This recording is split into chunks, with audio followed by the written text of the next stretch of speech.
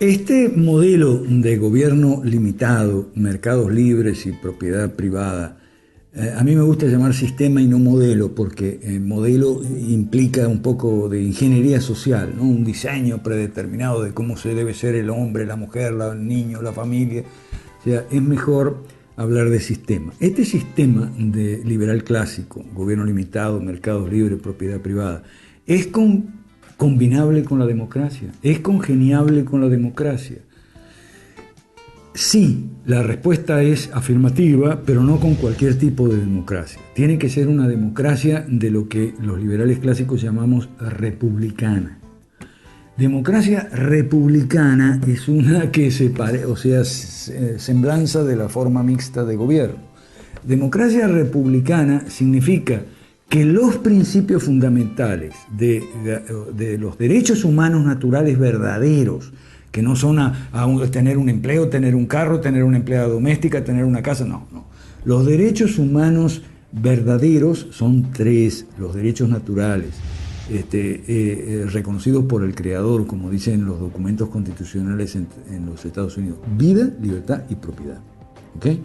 Entonces, esos derechos no están sujetos a la decisión del voto. O sea, esos derechos no son restringibles, vulnerables ni revocables por una mayoría. Muchos dicen por una mayoría circunstancial, pero puede ser no importa, por una mayoría, punto. Porque eso implica abrirle la puerta, que si una mayoría es permanente, entonces sí lo puede vulnerar. No. Eso, las garantías y a la vida, a la libertad y la propiedad, y todas las implicaciones, ¿no? O sea, una propiedad completa que incluya el derecho a usar, disponer, etcétera, de la propiedad, de lo que es de uno, porque hay mucha falsedad en el estatismo, sobre todo en la forma nazi y fascista, a diferencia de la forma comunista. En la forma comunista el Estado es dueño de todo. Entre los nazis y los fascistas no es así. Tú eres dueño de tu propiedad privada, pero el gobierno te dice, por ejemplo, en tu casa, el gobierno te dice a quién va a entrar, quién no va a entrar, si quieres hacer una reunión, a quién puedes invitar, a quién no, y a qué hora, y hasta qué. Entonces, así no, y lo mismo una empresa y demás. Así que así no vale.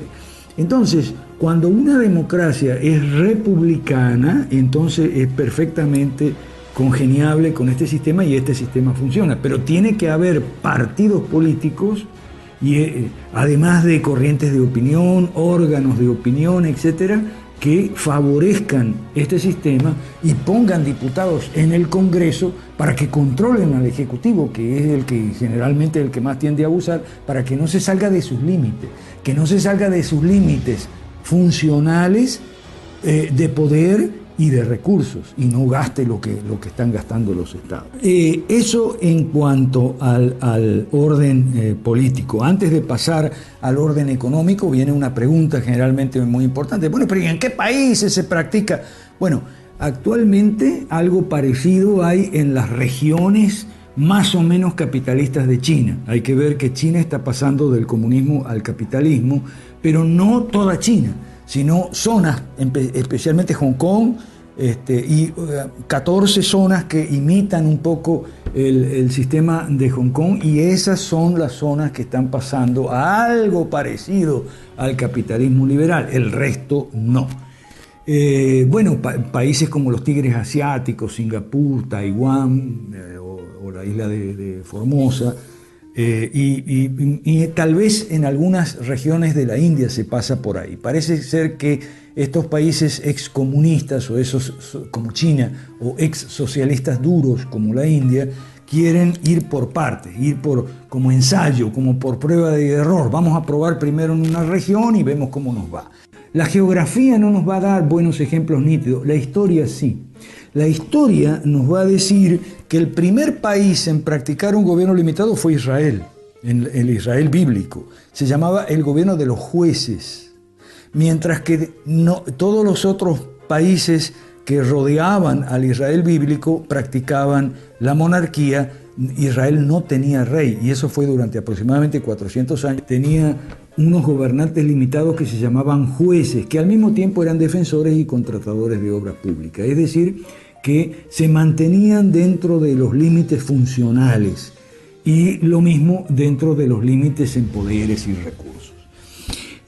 El segundo país en practicar este tipo de sistema o algo muy parecido de gobierno limitado fue España. España durante la Edad Media. Durante la Edad Media significa, estamos hablando de la España de las tres culturas, la España de los cristianos en el norte, los moros en el sur y los judíos por todos lados. Bueno, había reinos taifas, reinos visigodos y había colonias judías que se regían, o sea, toda España no había un rey, había reinos, había gobierno descentralizado. Después, ya durante la Edad Moderna, después de la Edad Media, es Suiza, Holanda, las Provincias Unidas, los cantones suizos, Escocia, practican este tipo de sociedad descentralizada en cuanto al poder político y gobierno descentralizado dentro de lo que es el Estado. Entonces, Escocia arrastró a Inglaterra, al resto de las Islas Británicas, poco a poco, ya hacia el siglo XIX, ya pasando la modernidad, y Estados Unidos, que fue el gran ejemplo, el gran milagro, porque era un país, el país que más seguía más de cerca este tipo de forma de gobierno. En estos países, muchas veces la gente pregunta, pero bueno, pero muchos de esos países ahora se gobiernan de la forma socialista y entonces hay socialismo y funciona porque los hospitales y las escuelas, tal. Mire, señor, lo que pasa es lo siguiente, que no es lo mismo que el socialismo llegue a un país que ha practicado el capitalismo durante 100 años consecutivos, o 50, 80, 100, o 200 o 400 años consecutivos, que llegue a un país latinoamericano. Es totalmente distinto. En el primer caso, el socialismo encuentra una infraestructura de capital y equipos, encuentra una disposición en la mano de obra, en la ciudadanía, encuentra una cultura, una civilización, encuentra también un sistema legal e institucional casi intacto. Entonces puede hacer locuras, porque hay riqueza para redistribuir, pero durante un tiempo. Porque enseguida pasa ese tiempo y tiene que venir una Thatcher o un Reagan a corregir el rumbo. Porque esas locuras socialistas no se pueden hacer por mucho tiempo, porque enseguida la gente empieza a sentir los inconvenientes y entonces ahí aparecen los conservadores gobernando de nuevo. En el momento de grabar esta sesión acaba de pasar en Canadá.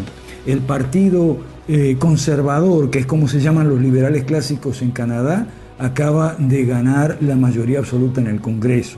El primer ministro Stephen Harper es el que pertenece, antes no tenía mayoría y esta semana ahora tiene mayoría parlamentaria. Es muy importante, ya sea en un sistema presidencialista o parlamentario, que después vamos a ver si eso tiene algo que ver o no. La gente cree que tiene mucho que ver, pero no tiene tanto que ver. En el instituto vamos a ofrecer cursos de filosofía, de economía, de ciencia política,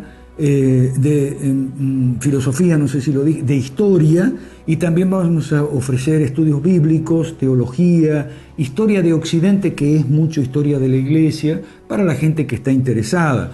El liberalismo clásico y el cristianismo tienen mucho que ver. Claro, estas clases, ni nuestros profesores ni nuestros alumnos van a ser exclusivamente cristianos, evangélicos, católicos, etc. Nuestro instituto no es confesional, no es excluyente, no es sectario, es abierto para todo el público y nuestro profesorado que estamos integrando en estos momentos está reflejando esa diversidad que es propia del Perú y de América Latina. Pero nos estábamos yendo, tenemos que en esos países el socialismo es practicable durante un tiempo. En América Latina no. Miren lo que pasa en Cuba, miren lo que pasa en Venezuela. De eso vamos a hablar al regreso.